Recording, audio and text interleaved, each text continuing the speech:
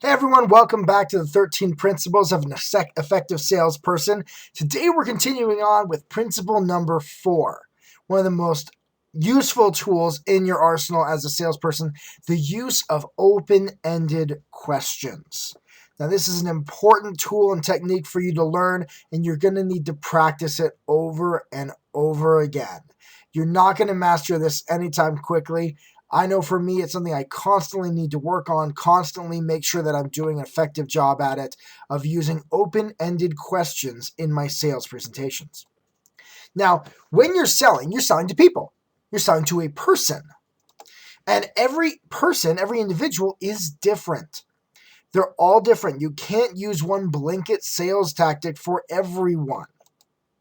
Every person's cost-benefit analysis that they do in their head will be slightly different than the other person. So let's say, for example, that this is an example of a cost-benefit analysis for your product. Okay. Now I'm using very general things here. Let's say that the costs are in the money, but with that money, it's okay, the food that I could buy with that money, the places I could go with that money, the things I could do with that money, and the things I could buy with that money. I'm giving up all of that to buy your product. In exchange, you're telling me how that your product could help my family, how that product could help them individually, how it will affect their health, and how it will affect their finances. Okay, just some broad spectrum ideas here. Now, these are some of the different costs and benefits that could be had for your product. And let's say for a moment that I'm pitching this product to John and Sally. Now, for Sally, if I got an image here of her cost-benefit analysis, to Sally, the cost in food they could buy, okay, the food that they could buy is huge. And then also places they could go are much larger than it was in the previous example. Those costs have much more weight in this decision than in the previous case. Now, if you notice that your benefits aren't that much larger, you have an equal number of benefits as you do costs, so you didn't double them up. And then the food I could buy and places I could go have so much weight comparatively, well, she won't buy your product. You're going to have a really, really difficult time getting her to buy. You are going to have to address these and overcome these concerns before she's going to be able to even think about buying. Now let's take a look at John on the other hand. For John, on the other hand, he sees the benefit to his family far outweighing the potential costs. Okay, look at this. How this product can help my family is huge for him. That is a huge benefit. Okay, this help to his family has a larger weight than in the case with Jenny, whereas the costs don't have that large of a weight on them at all. And so John will want to buy. He'll be an easy sale. So the question is, how do you know? So how do you know what costs and benefits have what weights? Which ones are the most important and worth spending your time on? Well, you've got to ask. By using this principle 4 of open-ended questions. Now, let's delve into this use of open-ended questions. Okay, first off, what's an open-ended question? Well, let's look at what a close-ended question is, the opposite. That is a question that can be answered with a yes or a no. Okay, so an open-ended question is something that they can't be answered with just a yes or a no and requires the individual to contribute information about themselves. Using open-ended questions will help the customer to tell you what they want and need. Okay, so let's give you some examples. Do you want to buy my product? Okay, how can that be answered? Yes, no. Close-ended question. Okay. How do you think this product could benefit your family? Okay, now this is an open-ended question because now they have to tell you why they should buy your product. They're going to give you the information.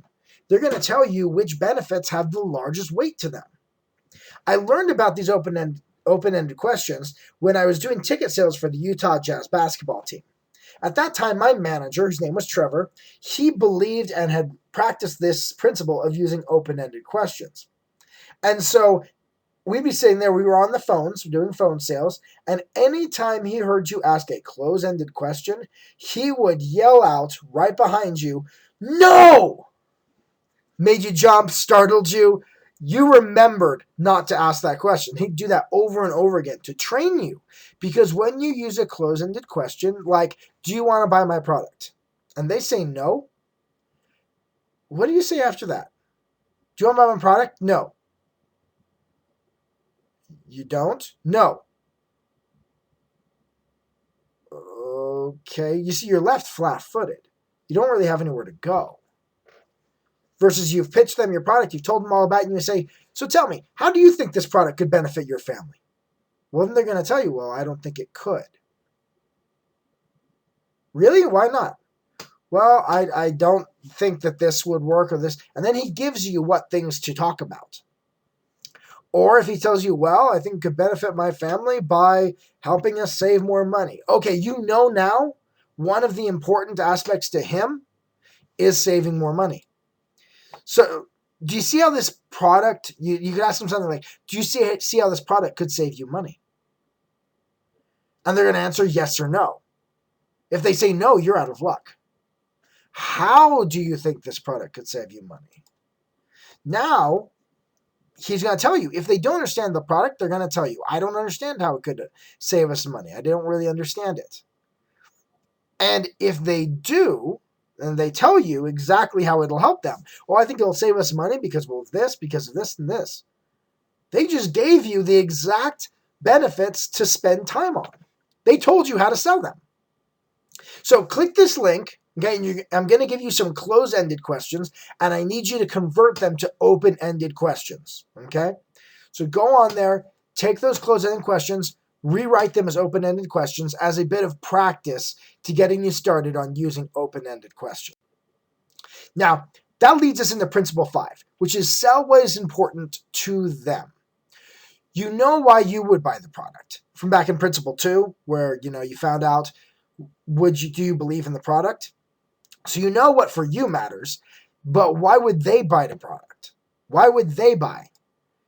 If you're selling to John from our earlier example, do you want to do it on how it will save them money?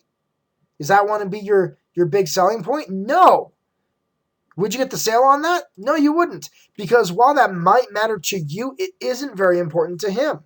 For him, it was all important about the benefit to his family. See, if you know from asking open-ended questions, if you know that he cared about how it would benefit his family, that is the big thing, important thing to him, then you can spend your time in your sales presentation explaining how it will fulfill that need. By doing that, you then not only take something that already has weight, but you build on it. You make it bigger, more important to him. Okay? So then you can emphasize the things that are important to them instead of just what's important to you. A lot of salespeople have an issue with this. They go into it saying, "Oh, you should buy the product because of these reasons." Now, where did you get those reasons? Well, they're the reasons why I would buy it. Okay, you've just limited yourself to only being able to sell to people who are just like you. You've really narrowed your market down. Okay, so to make sure that you sell, then you want to focus on, emphasize the things that are important to them and make sure they have as much weight as possible on those benefits.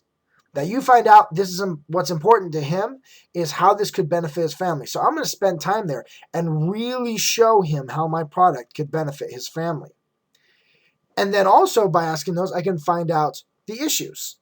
Okay, and I can address those. We'll get into overcoming objections and things like that in a later principle, but it's by using these open-ended questions that you can find out the concerns that they have that are stopping them from buying and the main things why they would want to buy. I call that a dominant buying motive, a DBM. Okay, is the dominant or most important reason why they would buy.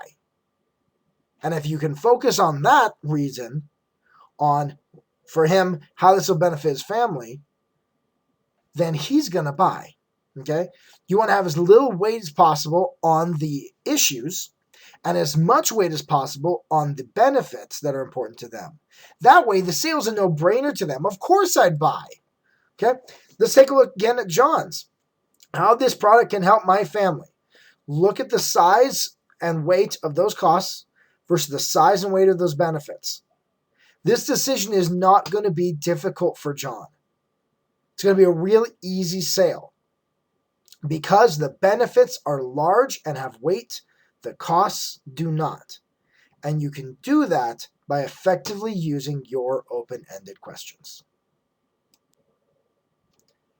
Now, once you're using these open-ended questions, identifying what's important to them, and then selling them on what's important to them, you are no longer a salesperson to them, okay? Now you're not trying to get them to buy something they don't want. Now you are a helper, assisting them in getting what they want. Your job, oh, I know you want this. Well, I'm just here to help you get that. That's all. You see, it changes it. While people don't like to be sold, they don't like to feel like, oh, that salesman really sold me. They can say, wow, that guy really helped me. They love to be helped. This way, you're not pushing down their throat something that you would want, something that's important to you, something you think they should buy it for this reason. Instead, you are helping them by saying, oh, this is what's important to you. These are the goals you have. You know what? I'm here to help you get those goals. That's all I'm here to do. So let's see what we can do today to get you set up with those goals. You are now their savior instead of their enemy, which is an amazing place to be in for any salesman. And it's going to save you a lot of time, a lot of difficulty, and increase your productivity as a salesperson tenfold.